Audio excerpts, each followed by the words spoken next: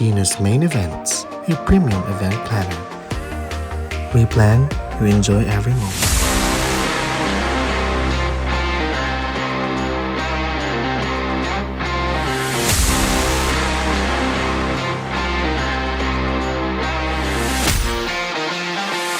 Kung nabuo yung grupo natin, biglang nag-pandemic pala.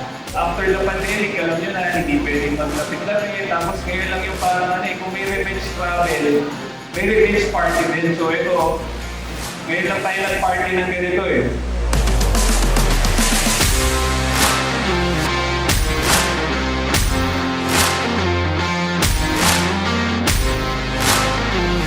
Medyo nagkakaedad na yung grupo natin. Mas nagsisinchronize na tayo as isang grupo.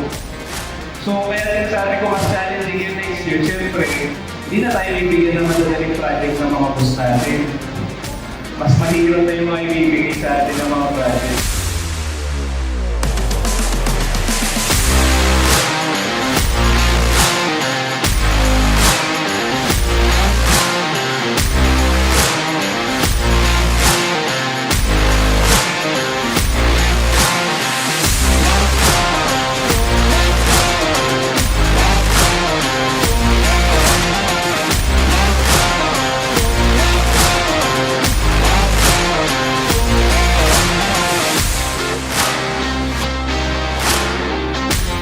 Pero alam mo nga, dahil matagal na tayo makakasama, most of us, mas nakikita ko challenging pero mas rewarding yung next year.